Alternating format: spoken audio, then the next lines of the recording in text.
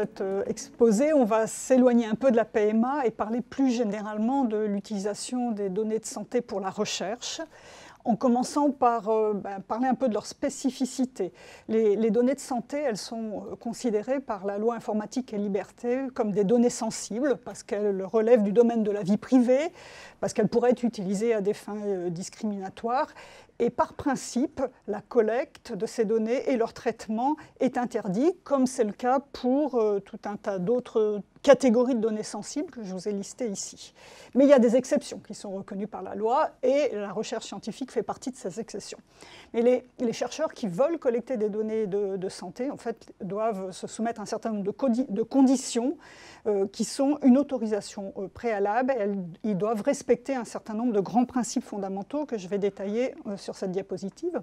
Donc l'autorisation préalable, elle s'obtient auprès de la Commission nationale informatique et liberté, qui, comme elle n'est pas compétente dans tous les domaines de la santé, prend l'avis de comités spécialisés. Je vous ai listé ici les deux comités auxquels on s'adresse selon le type de recherche que l'on mène.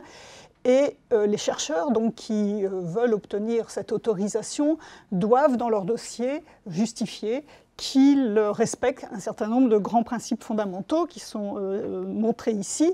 Donc d'abord, ils doivent expliciter la finalité de leur recherche, elle doit être déterminée, elle doit être clairement explicitée. Ils doivent montrer qu'ils recueillent des données de façon adéquate, pertinente pour la finalité de cette recherche, et pas n'importe quoi. Ils doivent indiquer la durée de conservation de ces données. Ils doivent montrer qu'ils les conservent et qu'ils les traitent de façon sécurisée. Et ils doivent montrer qu'ils respectent le droit des personnes. Et les droits des personnes qui sont importants sont l'information. Les personnes doivent consentir à la collecte des données de santé. Elles doivent avoir le droit d'avoir accès aux données qui sont collectées sur elles et de pouvoir les rectifier. Et elles doivent pouvoir se retirer de la recherche. Alors maintenant, je vais essayer, justement à partir de l'enquête ELF dont a parlé Henri Léridon, donc l'étude longitudinale française depuis l'encense, de vous montrer comment on met en œuvre ces grands principes. Donc cette enquête ELF, c'est une enquête dont le but très général, c'est de mieux comprendre les facteurs qui interviennent sur la santé, le développement, la socialisation des enfants. Il y a 18 000 familles et donc leurs enfants qui ont consenti volontairement à participer à cette enquête depuis la naissance de leur enfant. Et vous voyez sur le graphique qui est ici que depuis la naissance, l'enquête dure déjà depuis 7 ans. Voilà, et qu'on a collecté des données à de nombreuses reprises depuis ces 7 premières années et qu'elle est prévue pour durer encore jusqu'à l'entrée des enfants à l'âge adulte. Donc c'est une étude qui est multidisciplinaire à laquelle contribuent des dizaines d'équipes de recherche sur toute la France et les données doivent être accessibles sous condition à l'ensemble de la communauté scientifique pour essayer de maximiser leur potentiel pour la production de connaissances. Alors, quel type de données on recueille sur la santé des enfants, mais également de leurs parents? On recueille des données sur les maladies, accidents, handicaps, malformations, sur le recours aux soins, sur la mesure de la condition physique, des tests sur la santé mentale comme la dépression, des prélèvements biologiques. On les recueille directement auprès des parents, mais également en utilisant, et je vais y revenir, les données de l'assurance maladie et des hospitalisations. Et le but général, c'est de documenter la fréquence des problèmes de santé, leur évolution au cours du temps, le retentissement sur la vie de famille, sur l'école, et puis surtout de comprendre comment ils apparaissent et comment on pourrait mieux les prévenir. Alors, je vais maintenant essayer de revenir sur les grands principes fondamentaux.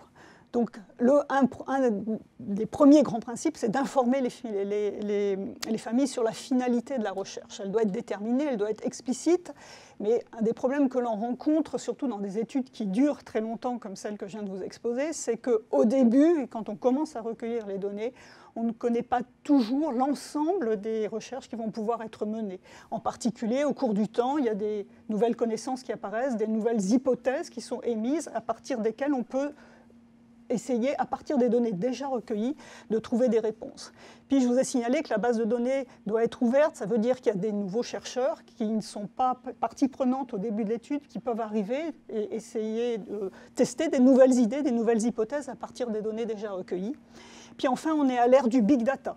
Et il y a une nouvelle courant de recherche qui se développe qui consiste à essayer de faire parler les données pour émettre des nouvelles hypothèses et non plus à recueillir des données pour tester une hypothèse précise. Et je vais essayer de vous montrer dans la diapositive suivante comment on essaye de répondre à ces défis qui nous sont posés sur l'information. Après, on informe bien sûr sur le déroulé de la recherche, sur les droits des personnes, leurs droits et la façon de les exercer. Et comment on fait ça? D'abord, quand on est au contact des familles lors de l'enquête, comme ça a été le cas au moment de l'inclusion, c'est le personnel qui réalise le recueil de données qui informe. Mais souvent, dans cette enquête, on a des recueils de données par téléphone ou par Internet, et donc on informe par lettre. Je vais vous montrer ici des exemples de lettres qu'on essaye de faire informatives, mais également attractives. Et à partir de 8 ans, on commence à informer directement les enfants, et en essayant d'être vraiment à la portée de leur âge pour leur donner de l'information. Et puis on essaye de répondre par courrier électronique, par téléphone à toutes les questions que les parents peuvent nous poser. Mais l'information, on la fait aussi a posteriori, en particulier parce que notre recherche, elle dure longtemps et pour tous les problèmes que je vous ai exposés. Et comment on fait? On informe donc sur les résultats des recherches qui sont menées, mais on informe aussi sur les nouveaux projets qui sont en train de se développer sur l'étude. On informe en permanence par le site internet de l'étude, j'ai mis une capture ici, annuellement par des lettres d'information, 2 lettres par an, je vous en ai donné ici un exemple, et puis plusieurs fois depuis le début d'étude, on a organisé des conférences web où les parents peuvent poser directement des questions aux chercheurs. Un retour d'information un peu particulier, là je vous ai parlé des résultats globaux de la recherche, c'est celui des résultats personnels à des tests, comme ça par exemple des tests biologiques ou des tests sur la condition physique. Et là, on informe les parents si on découvre une anomalie lorsqu'on mène ces tests, dont on connaît, qui est connue, pour laquelle on connaît la conduite à tenir, qu'elle est définie, et à ce moment-là, l'information est transmise par un médecin. Mais ça arrive dans très peu de cas, parce que par définition, la recherche, elle porte sur des choses non connues.